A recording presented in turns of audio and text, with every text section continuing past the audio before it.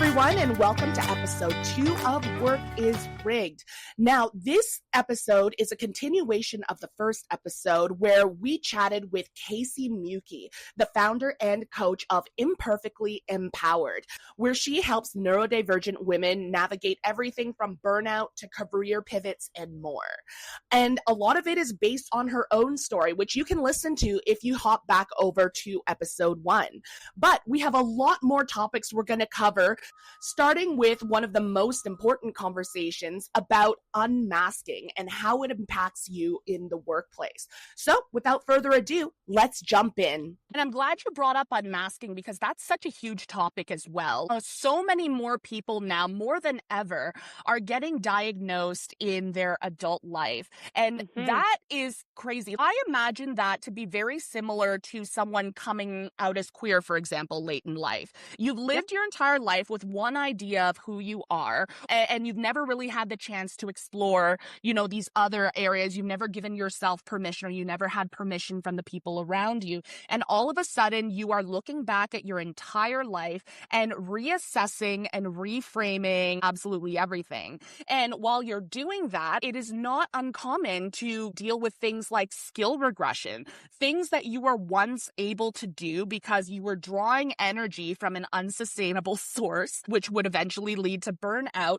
are now inaccessible to you. And, it changes the way people around you interact with you, their opinions of you. A lot of them are gonna be like, you weren't like this before. Why are you like this now? And stuff. Like, I don't know. Does any of this sound like your story?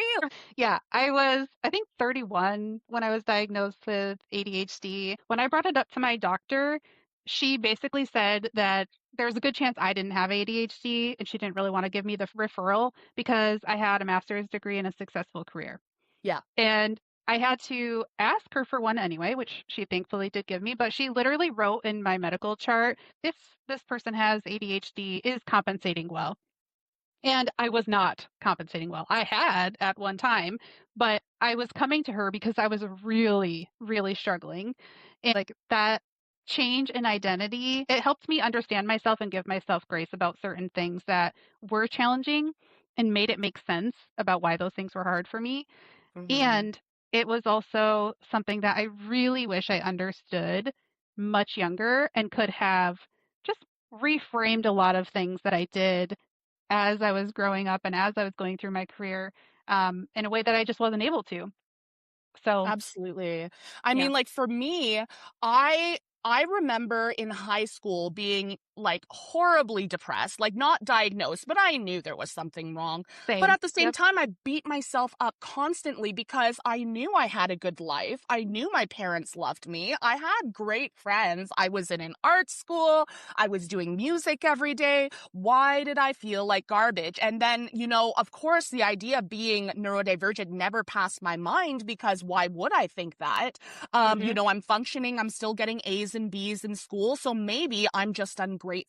Maybe I'm lazy. It's toxic and it really impacts like your ability to function as like a human being. And so I'm so glad that so many more people are getting this addressed in adulthood, but it does present some very unique challenges. When we're adults, we have more on the line. We have mortgages, we have kids, we have reputations to uphold if that's important to you. And so sometimes skill regression feels like it comes at a huge cost. So I guess my question to you, Kaci, is do you feel like unmasking was worth it? Oh my gosh, yes. It was hard. It was really hard. I will own that all day long. And it was not something that happened overnight. I mean, it's still a work in progress, but it has been years of me working through this whole thing. But to get to where I am now, I'm the most authentic version of myself that I've ever been. I think I still have a lot of room to grow, and it's something that I'm going to continue working on. But knowing that I can be that much more myself is so freeing. It's so validating, and being able to share my story with other people. I also am a parent to a neurodivergent child, and it has really helped me do that differently in a way that I know I wouldn't have that experience and that perception without having gone through it myself in a very different way. Because like you mentioned, And I think this is really common, especially with women. I had anxiety and depression, and I thought that was the issue. And I didn't realize that, especially on the anxiety side, close to when I got my diagnosis, that was coming from work. That was coming from the challenges with my ADHD, not me as a person being anxious. And taking the break that I took, which I know we haven't really talked about that yet, but that was the best decision that I ever made. And it was 100% what I needed to get through that phase of life for sure.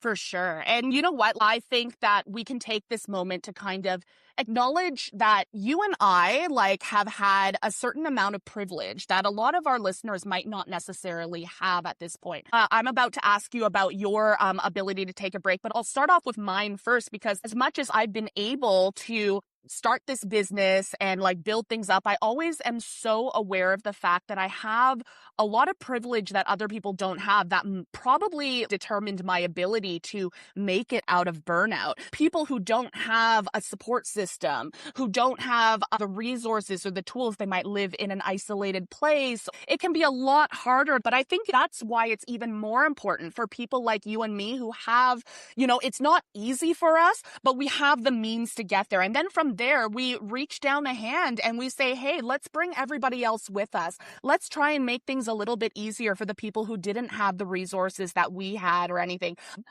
No, I totally agree. There is definitely the privilege of having a supportive partner, like you mentioned. My partner, he is the reason that I took a break. I would have never given myself that permission on my own. I had just joked, I'm like this close to quitting and working at a coffee shop. And he was like, okay, do it. And then I was like, wait, you mean that? I need to think about that for a second. And that is ultimately what I did. And 100%, there are a lot of people that wouldn't have the opportunity to be able to take a break and make the kind of money that I was making at the coffee shop, working part-time. That is what I did though. And it is exactly what I needed. On the flip side of that, it was absolutely terrifying. I was so afraid of making that leap and people judging it and not understanding why I was going that direction, especially because from the outside, I did look very successful. And I was on paper. The jobs were good. I was making good money. And they're like, what are you doing? But Mm-hmm. when you are in the thick of it and you are working, a high pressure job or something that just takes so much of your energy, it is extremely difficult to try to, number one, find time and energy to job search or to do this sort of energy audit that we were talking about and Yeah. figure out what makes sense. And I had never had the opportunity to just pause and think and say, wait, what does make sense for me? What do I like? Where do I want to go for here? What are my options? So that's what it took for me, was finally taking that break. And I kind of want to get into that when you went from a high paying, corporate job that was very mentally demanding, possibly physically demanding to a certain degree. And then you move to such a different environment where you are literally taking orders, serving coffee, on your feet all day, having to memorize the orders and things like that. Can you take me through what that shift felt like? At first, it didn't feel great, honestly. I mean, I was excited that I got the job. I remember even being nervous that they weren't going to hire me at the coffee shop. But when I finally got going and I was able to have some time to rest, my body felt so much better. That anxiety really started to fade away. I also had a lot come up though, because I was then having the opportunity to process things that I just hadn't, because I really was living in survival mode. It was just compartmentalizing, work is work, and I go and I just do it and I have to. So when I didn't have to do that, that was really tricky. And the emotional side of it was admittedly really hard for me. Like I said, my partner is super supportive. Financially, we were in an okay place, but it was really hard for me to be sitting at home doing nothing, because it made me feel like, oh my gosh, I'm not contributing the same as my partner. I'm not contributing in the same way that I was. And it's it's not easy to switch to being a really high achieving person and then allowing yourself to take a break and rest if you haven't done that before. Really challenging, really challenging. But the coffee shop job felt really good in a different way. I was definitely on the older side of the people working there. I had a lot of high schoolers that I was working with. Um, and I just kept saying the phrase in my head, like, I'm working at a coffee shop with a master's degree. It just like blew my mind that I was doing that. And it was Mhm. so interesting, but I wouldn't trade it. I definitely wouldn't trade it. I'd do it all over again for sure. So it's interesting, again, how I said earlier, like you look back on your life and you're just reassessing all of these things that, seemed like, oh, maybe it was just a quirk or maybe it was just like normal or something. And then you look back and you realize where that actually came from. Did you ever Mhm. have any instances like that where you like look back at your life back in school or whatever and you're like, oh, that's where it was? Yeah, for sure.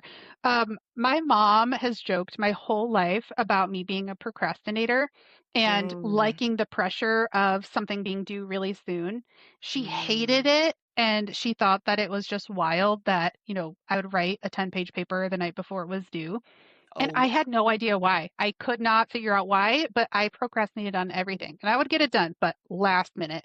And I didn't know what executive function was at the time. I didn't know anything really about ADHD when I was a kid. But that was a big one for me. I played a ton of sports. And at the time, I didn't Mm. know that meant anything, but I think that it's really what my body needed. And I can't imagine what I would have been like had I not played sports my entire life and had practice every single day. What would I have been like at home? I know, right? We would have just been bouncing off the walls. I mean, I told you I was in music school all throughout high school, and I honestly do think that being a voice major all throughout high school saved me because I was forced to sing every day, and that's like some dopamine stuff right there. But it was like, it was so regulating. True. I paint as a hobby, and that Nice. is truly some of the only time that there aren't other thoughts in my head. There's I always know. something I am thinking about, always, always. But if I am painting, I can go 2 hours and not realize that 2 hours have passed, and all of a sudden be like, oh my gosh, I haven't been sitting here like worrying about something. I was just painting for that same reason. It's almost like a fidget and a creative outlet in one, right? It is. And, it's no secret that most neurodivergent folks, or at least most of the ones that I come across, are very creative and Mhm. would love nothing more than to do art and express themselves. But the world we live in right now is so hard for creatives. It's like if you want to be a creative person, you're going to have to monetize it because there's no other way that you can live without either monetizing it or only doing it maybe an hour a week because you're so burnt out from doing your full-time job. And so it can often feel very damning for people who don't feel like they were built for the corporate life or the hustle or the grind or anything. I definitely do the monetizing part for sure. So many people now are trying to do like side hustles and hobbies, which I think is cool that there's the opportunity to at least try to do something with part of your time. Mhm. But the idea that we have to do that on top of a full-time job or on top of full-time parenting is kind of insane. The Yeah. world right now is already so much that we're having to work the way that we do and put in the time and energy that we do. That how sad is it that we have to spend our extra hours doing something we like, but then time on top of that to try to sell it or Uh, get somebody to purchase it or market it. And like, remember way back when people were like, oh, like you can put down your volunteering experiences on your resume. No one has that now because guess what? No one has time to volunteer. If you have extra time, you're doing a side hustle and you're trying to make a little bit of extra money so you can pay rent next month. And so yep. that's really like a condition of what the job market is like and what careers are like these days. And I don't mean to be all doom and gloom. Like, it's wonderful that we have the option to do side hustles, but I wish it was just that, an Mhm. option, right? And a lot of people don't feel like they have that. And so if our listeners take away one piece of information from our conversation today, one piece of advice that might help them navigate this crazy world, what would you Mm. offer for them? Um, I'd say the goal shouldn't be to be the kind of person that can thrive anywhere. I would love for everybody's goal to be to know yourself well enough that you recognize the environments that naturally fit you. And that's the way to make it sustainable. Like knowing those things and giving yourself permission to be honest about that. You have to be honest with yourself about what truly helps you thrive. Know yourself well enough so that you can find an environment that makes sense for you.